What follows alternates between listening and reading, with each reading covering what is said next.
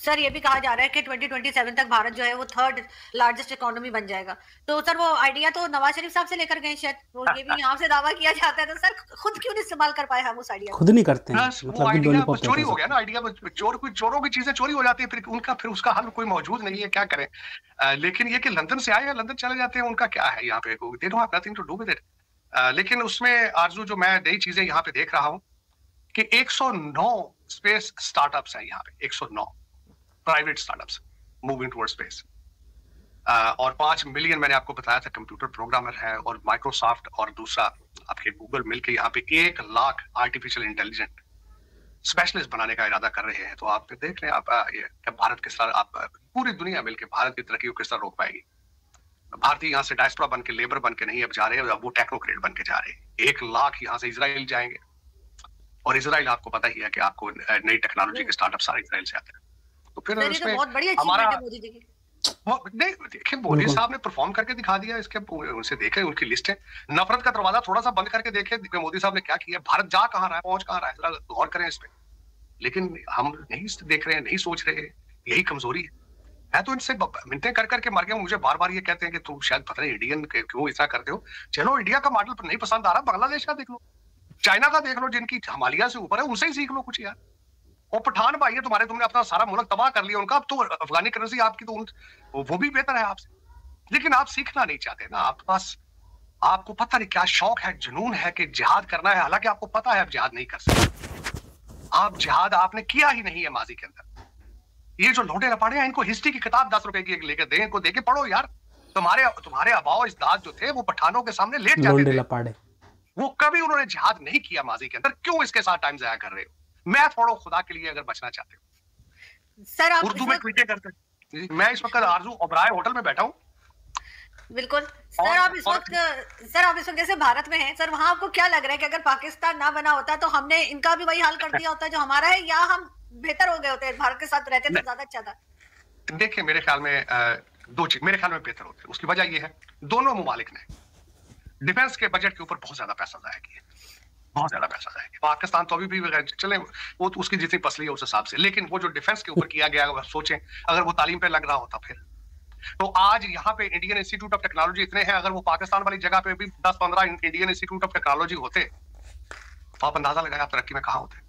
मौलाना आजाद जो है, जो यहाँ के भारत के सबसे पहले एजुकेशन मिनिस्टर थे, उनके जो 13 पॉइंट उन्होंने बताए थे, लिखे जरा वो खोल के देख लें आप, सारे वो फुलफिल होते नजर आ रहे हैं पाकिस्तान के ऊपर।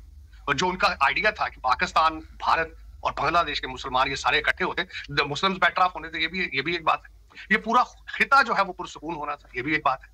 और दूसरा ये है कि मैं बार बार मुझे इस चीज का एहसास होता है कि ये इंटेलेक्ट सारा, बल्कि यहाँ पे कल भी एक डिस्कशन में मैं बैठा था कि यहाँ से कई वेद की किताबें जो जिनके ऊपर इन्होंने रिसर्च की है वेस्टर्न सिविलाइजेशंस ने, और कई जो एजुकेशन है, खासकर जिस तरीके से मैं टेक्सला यूनिवर्सिटी से बड़ा इंस्पायर हूँ, चनकिया जो सिविलाइजेशन है सारी उनकी, तो वो देखें वो कितना मैकियावेली और दूसरे सबसे बहुत ज्यादा, वो तो डिविंची वगैरह सब बहुत ज्यादा आगे था काम उनका, लेकिन हमने उसको बस निग्लेक्ट किया। मगर सर हमसे जो अलग हो गया, चाहे वो बांग्लादेश हो या भारत, वो तरक्की कर गया, तो कुछ गड़बड़ तो हमारे अंदर ही होगी ना, हम क्यों नहीं बढ़ वो तो देखिए उसमें कोई एक चीज एलिमेंट नहीं है आरज़ू, उसमें तो बहुत बड़ा डायलॉग है, और 50 से आज का नहीं है, शुरू से ही है। जिस तरीके से लोग तो बल्कि यहाँ तक कहते हैं कि कायदे आजम साहब जब गवर्नर जनरल बने थे और लियाकत अली खान प्राइम मिनिस्टर बने थे, उसी वक्त ही पावर का आप तयन नहीं कर सके उसके बाद के पावर किसके पास होनी है, वहीं से कंफ्यूजन था।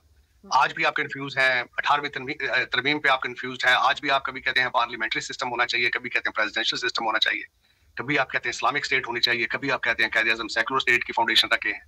यू आर कंफ्यूज, आपको पता नहीं है, आपको आइडेंटिटी क्राइसिस उससे अलग है, आपको पता नहीं है। मैंने जिस तरह आपको कहा है कि आप सुबह उठते हैं तो अरबों के रिश्तेदार बन जाते हैं, दोपहर को आप कहते हैं हम अब्दाली, हम गजनबी के रिश्तेदार हैं, हालांकि आप यहाँ लोकल रहने वाले हैं यार। आपका उन पठानों के साथ क्या रिलेशनशिप? कोई रिलेशन, आप तो वो तो आपको पूरे मुसलमान भी नहीं समझते, ना ही अरबी आपको मुसलमान समझते हैं, लेकिन आपको आइडेंटिटी की क्राइसिस भी है। लेकिन इन चीजों से बढ़ के मेरे ख्याल में, चलें छोड़े मजहब, जो मेरी नजर में आरज़ू एक पर्सनल मैटर होता है, आप किसी चीज पे भी बिलीव करें, this is your personal matter, लेकिन मेरे ख्याल में सबसे बड़ी सोच है जो आपको सबसे ज्यादा इस वक्त जो खतरा है जिस चीज से, वो करप्शन से है और तालीम से दूरी है। आपने जो मैथ इंग्लिश के साथ जो बाईकाट कर रखा है, आपने नहीं सिर्फ कर रखा, 1.9 बिलियन मुसलमानों ने कर रखा है। यहाँ पे मेरे ड्राइवर जो मेरे साथ होते हैं वो भी इंग्लिश में मेरे से बात करते हैं, मैं सारा दिन यहाँ इस होटल के अंदर फिरता हूँ, हर वेटर, हर सर्वर, मैं अभी जिम से आया हूँ, सारे इंग्लिश में बात कर रहे हैं। आपके प्राइम मिनिस्टर ने पूरे तरीके से इंग्लिश बोल सकते हैं, आप नफरत है आप इंग्लिश से, क्योंकि मौलवी साहब ने, भाईजान ने कह दिया था ये ब्रिटिश जबान है, ये तो भी कुफार, ये तो काफिरों की जबान है, ये क्यों पढ़नी भी आप ट्वीट भी कर रहे हैं, उर्दू में कर रहे हैं, आप हर चीज उर्दू में लिख, अदालतों में उर्दू चल, पता नहीं कैसे, कहाँ से ये चीजें, आप सारी दुनिया इंग्लिश में चल रही है, आप दूसरी साइड पे जा रहे हैं, पता नहीं आप दुनिया से सिस्टम खराब है ना, हमारा एजुकेशन सिस्टम हमें कॉपी करना चाहिए भारत से और बांग्लादेश से। भाई अगर भारत और बांग्लादेश से आप इसकी कॉपी करेंगे तो तरक्की कर जाएंगे, वो तो करना नहीं, आपके जो ऊपर 5-6 हजार बंदा बैठा है जिनके बच्चे लंदन पढ़ रहे हैं और अमेरिका पढ़ रहे हैं, वो तो आपको पढ़ना नहीं देना चाहते ना। खान साहब बार बार क्या कहते हैं, सियासत नहीं जिहाद है, अपने बच्चे तो लंदन में बैठे हैं उनके, आप देख लें जितने सियासतदान है सबके बच्चे लंदन पढ़ रहे हैं, लेकिन अगर आप पढ़ेंगे तो फिर उनके बच्चे कहां से खाएंगे, ये तो बहुत टेक्निकल बात है। वो तो आपको रखना चाहते हैं क्या उर्दू पे ट्वीट करें आप, जज्बात आएगा इमरान बनेगा नया पाकिस्तान, आज इमरान खान ने जलसे नचन जी करना है, वो तो इसी पे चाहते हैं, क्योंकि उनके बच्चे जो है उनका लंदन में नाचने को जी करता है, आपके बच्चों को यहाँ जिहाद की तैयारी पर रखा हुआ उन्होंने। ये तो फिर आरजू, आपका चॉइसेस आपके अपने हैं, लेकिन आप गलत साइड पे जा रहे हैं, चॉइसेस हैं, आपने आंखें बंद कर रखी हैं, आप आंखें खोलने की जरूरत है मेरे ख्याल में। आई विश कि मैं यहाँ से आपको बता के सड़कें यहाँ जहाँ पे इस वक्त दिल्ली की सारी चीजें दिखाता, आपको पता चलता कि आपसे मैं लाहौर से 100-150 मील के फासले पे, बिल्कुल, और यहाँ की दुनिया और वहाँ के क्या हालात है। मैं मेरी ख्वाहिश है इस बात की कि पाकिस्तानी ये देखें कि इस खित्ते में हम जैसे लोग जो हैं वो आपसे 100 साल आगे किस तरह चलेंगे, आपको ये सोचना चाहिए। आप बिल्कुल ऐसा ही है सर, सोचना पड़ेगा, लेकिन सर आप पिक्चर्स जरूर शेयर किएगा मेरे साथ, मैं बल्कि यहाँ जिस जगह मैं जिस होटल में ठहरा हूँ वहां पे भी पूरा होटल ही इस तरह आर्ट म्यूजियम है। तो दोस्तों ये थी डिबेट आरजू काज़मी और साजिद ताररजी की, जिसमें चर्चा हो रही थी कि भारत में स्टार्टअप्स बन रहे हैं, $1-1 बिलियन के यूनिकॉर्न्स बन रहे हैं, जो कि मोदी जी द्वारा ही करवाए जा रहे हैं, सरकार सपोर्ट कर रही है, लोन दे रही है, और एक से बढ़कर एक स्टार्टअप्स बन रहे हैं। और जो अमेरिका में जो हमारे भारतीय जा रहे हैं, मतलब कि अमेरिका में इतने सारे भारतीय जाते हैं, मतलब कि हर साल, मतलब कि टेक्नीशियंस, मतलब इतने सारे टेक्नोलॉजी में इतने आगे जा रहे हैं अमेरिका में। हाँ, अमेरिका के इंस्टीट्यूशंस में एडमिशन ले रहे हैं, मतलब कि जो उनके कॉलेजेस हैं उनसे पढ़ के फिर उसके बाद वो वहीं रह जाते हैं। मतलब कि ये जो भारत के लिए सही नहीं है कि मतलब वहीं रह जाना, वहाँ से पढ़ के वापस आ सकते हैं ना, भारत में आओ तो उसके बाद यहाँ पे स्टार्टअप्स करो। अमेरिका में जो जाते हैं वहाँ पे वो जो बड़ी बड़ी कंपनीज़ हैं जो अमेरिका की, उसमें एक से एक बढ़कर भारतीय लगा पड़ा है। मतलब कि गूगल के जो CEO हैं वो सुंदर पिचाई जी हैं, और उसके बाद माइक्रोसॉफ्ट में भी, औरों के नाम याद नहीं आ रहे, मतलब कि माइक्रोसॉफ्ट में भी भारतीय CEO है, यूट्यूब का CEO भी भारतीय है, और एडोब का CEO भी आई थिंक भारतीय है। मतलब कि बहुत सारे, मतलब कि जो कंपनीज़ हैं ना, मतलब कि बहुत सारी वो अमेरिकन जो बड़ी बड़ी कंपनीज़ हैं जो कि मतलब पूरी दुनिया पे रूल कर रही हैं, उनके CEOs भारतीय हैं। तो भारतीयों ने मतलब कि टेक्नोलॉजी में इतने भारतीय आ गए हैं, मतलब कि हर जगह पे पहुंच जाते हैं, मतलब कि हर किसी बड़ी कंपनी में, मतलब कि बड़ी बड़ी पोस्टों पे बैठे पड़े हैं।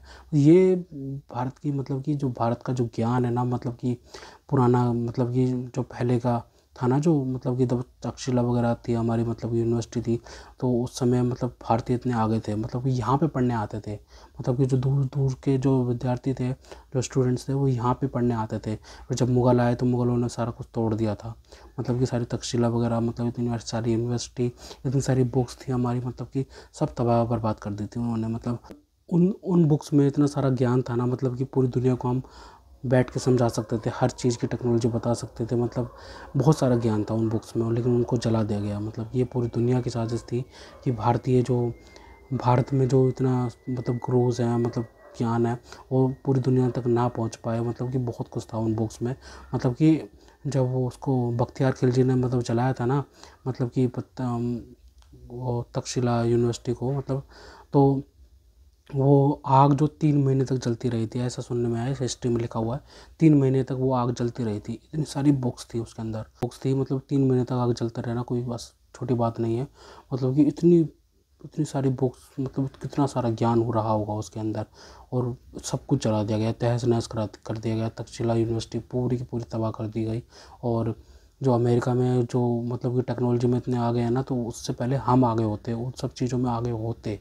ये कोई मतलब ऐसी वैसी फालतू की बात नहीं है, ये सही बात है। एकदम सही बात है, हम उनसे आगे होते हैं। और सबसे बड़ी बात तो ये है कि अमेरिकन से आगे इसलिए भी हैं क्योंकि उनको 200 साल पहले ही आज़ादी मिल गई थी अंग्रेज़ों से, जो कि यूनाइटेड किंगडम का पहले कब्जा था अमेरिका पे। 2 साल पहले ही उनको आज़ादी मिल गई थी और भारत को तो 1947 में मिली है। मतलब कि आधे से ज़्यादा दुनिया पे पूरा यूनाइटेड किंगडम का कब्जा था और मतलब गुलाम बने पड़े थे सारी आधे से ज़्यादा दुनिया, और भारत को तो 1947 में आज़ादी मिली है। फिर ऊपर से बंटवारा कर गए अंग्रेज़, मतलब कि पाकिस्तान बांट गए, फिर पाकिस्तान का ईस्ट पाकिस्तान भी दे दिया, वेस्ट पाकिस्तान भी दे दिया, बीच में भारत। और फिर हम इसमें उलझे रहे। उसके बाद फिर बांग्लादेश का जन्म हुआ और फिर उसके बाद हमने रिफॉर्म्स करे अपने इकनॉमी में। उसके बाद हमारी इकनॉमी बूस्ट हुई, फिर 12वें नंबर की इकनॉमी थी 2014 में। उसके बाद से और भी ज़्यादा बढ़ते बढ़ते चौथे नंबर की इकनॉमी बन गई है और हमें अब तीसरे नंबर की इकनॉमी बनना है 2027-28 तक। भारत का कि मतलब तीसरे नंबर की इकनॉमी तो बनना ही है भारत को, और यूनिकॉर्न्स बनाने हैं और भी, और बड़ी बड़ी कंपनीज इस्टेब्लिश करनी है भारत के अंदर ही। मतलब कि जो स्टूडेंट्स बाहर चले जाते हैं, अमेरिका, लंदन में, पेरिस में चले जाते हैं, वहाँ से फिर वो लौटते नहीं हैं, मतलब क्योंकि उनको डॉलर्स में पेमेंट वगैरह मिलती है। तो उनको ये भी सोचना चाहिए कि भारत में हमें आना चाहिए और भारत में हमें पैसा लगाना चाहिए और बड़ी बड़ी कंपनियाँ इस्टेब्लिश करनी चाहिए, क्योंकि भारतीय जो सरकार है वो बहुत ज़्यादा सपोर्ट कर रही है बड़े बड़े यूनिकॉर्न्स बनाने के लिए, जो 1-1 बिलियन के यूनिकॉर्न्स बन जाते हैं। तो दोस्तों, अगर आपको हमारी ये वीडियो पसंद आई हो तो कम से कम व्हाट्सएप पर जरूर शेयर कीजिएगा, साथ साथ चैनल को सब्सक्राइब करके हमारा मनोबल जरूर बढ़ेगा, ताकि हम आपके लिए ऐसी ही मनोरंजन वीडियोज़ बनाते रहें। तो गाइस, मिलते हैं आपसे अगली वीडियो में, तब तक के लिए जय हिंद।